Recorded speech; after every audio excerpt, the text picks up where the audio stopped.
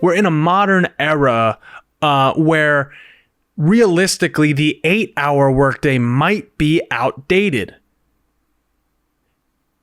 Now that might seem or sound crazy to some people, but reminder, how much time do people waste at work by, walking around or talking to people? I mean, this is an office setting. I mean, there's a lot of people that are worked to the bone every second of their day.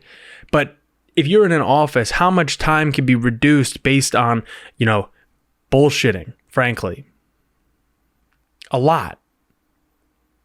The efficiency in our jobs is not rewarded. At least I know personally, efficiency is not rewarded. It is a certain time, a certain effort that is put in through your time.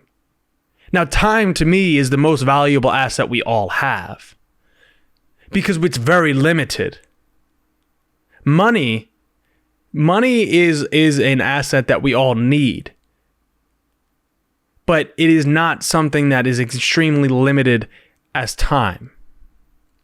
When you strip somebody's life away from making them work 12 to 16 hours a day, when they cannot go see their kids, when they can't spend time with their significant other, when they can't enjoy themselves, when they can't sleep, it is 100% reasonable that those people decide that they want to go on strike.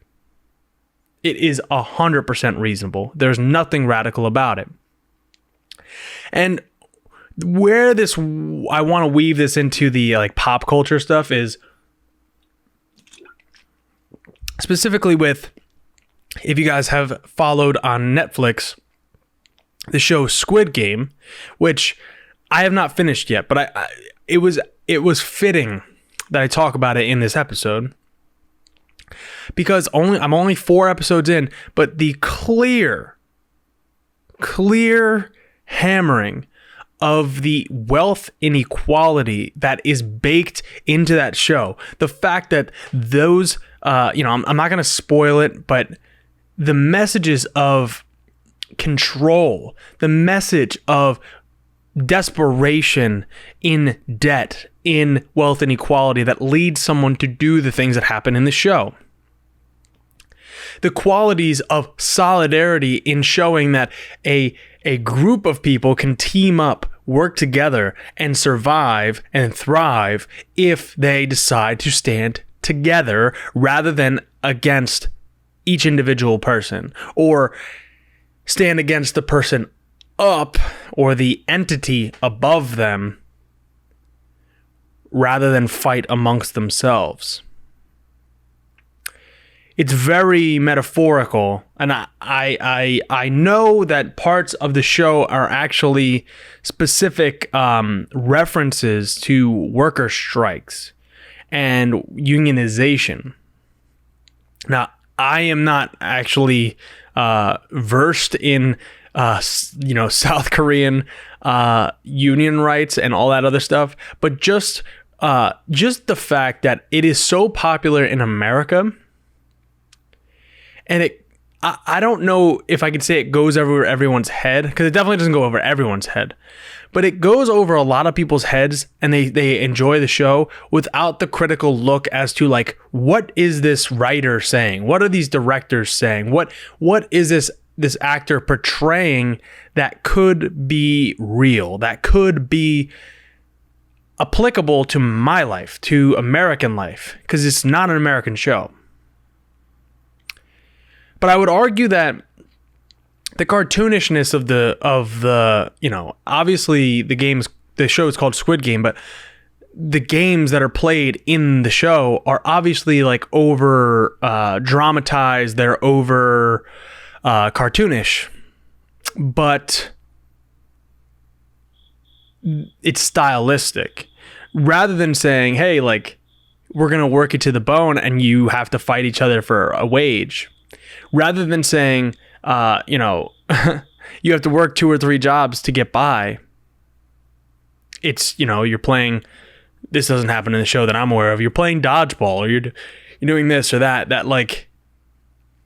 it's metaphorical. And I really enjoy it. So if you're a fan of this show, I would suggest you watch that and look at it in that critical lens. I mean, everybody, it's funny because I am always hesitant in the biggest pop culture thing, right? Like, I like to watch it kind of separate from the hype, but everyone was telling me, you have to watch this, you have to watch this, you have to watch this. Like, Your Politics would definitely grasp the underlying message here, and it's not hidden. Like, it's not hidden at all, which is why I think it's important to like promote it and be like, hey, even if you're, ultra conservative, this message might get through.